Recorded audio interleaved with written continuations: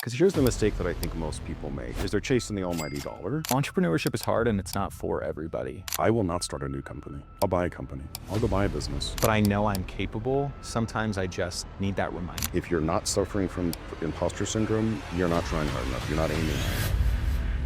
What do people get wrong about what it actually takes to build something real before the age of 30? Entrepreneurship is hard and it's not for everybody. And that's I say that all the time. I'm like, yeah, sounds really cool on paper. Upside potential is monstrous. yeah. But if you're not prepared to suffer a lot to get there, maybe consider something else. I preach this a lot because a lot of people come to me and, I've friends similar to my age where they're coming to me with business ideas because they see me as this entrepreneur that's made it work. And a lot of people will, just tell me, hey, start a business. That's how you create freedom for yourself. My personal opinion with it is I think the people on my team are set up for tremendous success because I almost find sometimes it's better to get in with a small growing business because you have all of the upside in the world without all of the negatives, all of the downside. And so I think that's something that more people should talk about is, hey, rather than going out and starting a company, find a company that's trying to grow that you can add a ton of value to. All the key players on my team have capabilities that I do not have. I'm a visionary. I have a high pain tolerance and I can do a lot of things that they probably couldn't do if they tried to take off and run their own business.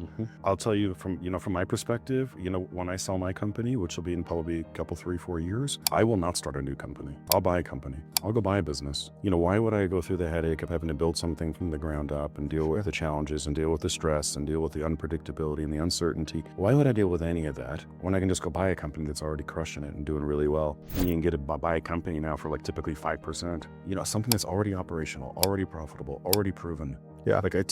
I would totally preach people to do that. I want to get now to the brass tacks, to the nitty gritty. So the name of this podcast obviously is called The Formula. My goal here is that if you're watching this podcast, I want you to take out a pen and a paper and I want you to be writing stuff down because we want to be giving you really, really actionable things that you can implement in your business starting today. I'm not going to ask questions about fluff. I'm not going to ask questions about mindset. I'm going to ask questions about who do you use to go and do your Facebook ads? What coach did you use that really, pushed you to the next level? Yeah. I want actionable things. Make sense? Cool. Okay, there we go. Question 1. There's always one tool that quietly runs everything behind the scenes. What's the software that Solar R&R couldn't operate without right now? Our CRM. I Yeah. think a CRM is so huge, especially in a service-based business. We keep track of everything through our CRM. Give it, which one is it? JobNibus. JobNibus, So okay. we use JobNibus. JobNibus is a really cool tool specifically for roofing companies, but you can use it for other things as well. So customizable. It allows us to automate a lot of our tasks, which is huge. Our business is very niche and a lot of CRMs are made specifically for HVAC companies, plumbing companies. My goal is to grow my company 3x without increasing my office staff, which I think is very possible. And JobNibus allows us to do that by just helping us automate a lot of our tasks, as well as just keep track of things. Have you used other CRMs in the past? I have, again, it was kind of hard for me because there's not CRM for my business model. So finding something that worked was difficult. And so we tried things like Jobber, other service-based CRMs. My issue with them is they were just made for specific business types and I didn't fit into that category. And so it made it hard for me to operate through them. Most successful founders can point to one person who saw something in them before they saw it in themselves. Yeah. Usually we call this person a mentor. Have you had a person like that in your life? I've had a lot of mentors. I've had quite a few mentors. I had a sales manager for a long time that just taught me a lot about sales.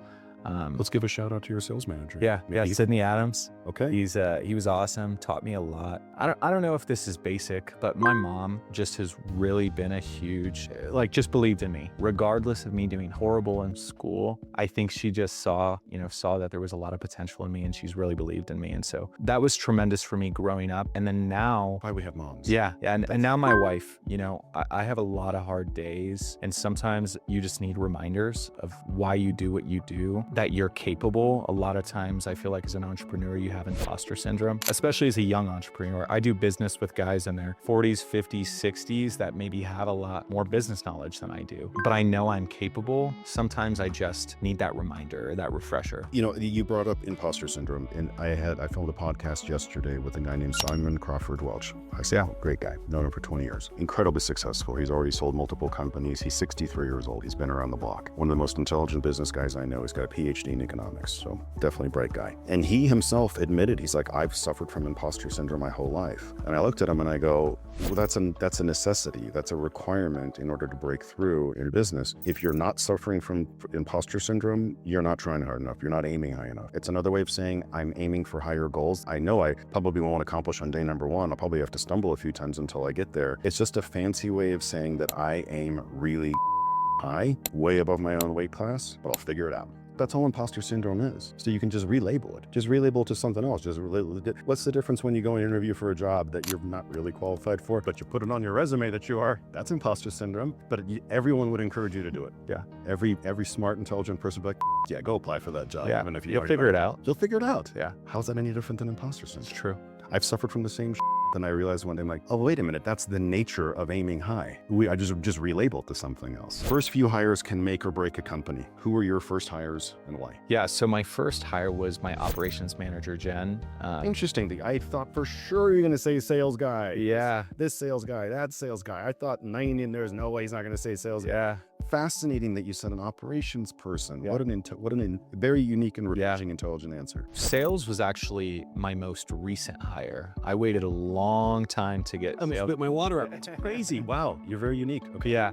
So I did a lot of business development for us at the beginning. We got really, really busy really quickly. And so we went from doing, call it 1 to 2 jobs a week. Within a month after a big hailstorm, we were doing 15 to 20 projects in a week within a month time frame. And so I had a huge capacity need that I didn't really know what to do. And so I brought my operations manager, Jen, to just make projects run smoothly. And she's been very pivotal for our business. She's built out our CRM with all of the automations to streamline her processes, makes jobs run smoothly, makes sure we're communicating properly with contractors, properly with homeowners that we're working with, making sure that we're properly pulling permits in the jurisdictions we're working in. So really just cleaned up our operations. And then after that, I hired an office manager admin. Look at you, man, dude. Yeah. Look at you. Yeah. Man, you run about this in a highly intelligent and really thoughtful way. Because here's the mistake that I think most people make. Yeah. Is they're chasing the almighty dollar. For sure. Which you should. I'm not saying you shouldn't, right? Business has to feed itself, has to feed you. But what they're doing is they're chasing after more money instead of perfecting the system first and perfecting the process and the operations. And so all they're doing is amplifying their problems, right? They're just saying, hey, I'm screwing over 3 clients this month, to now I'm going to screw over 10 clients this month. For But sure. how about you stop screwing over clients and fix your systems first? Yeah. Then you can go build more sales once you've actually got a functional system. And it can be hard to go back once you get too busy. You can hire all these sales guys and now it's like,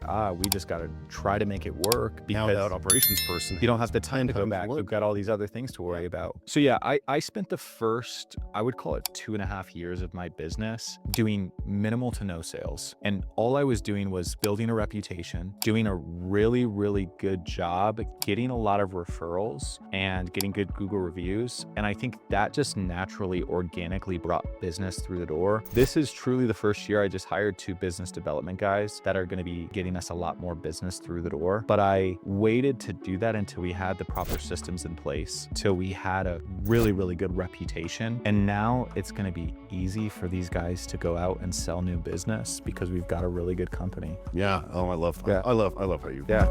I'm impressed.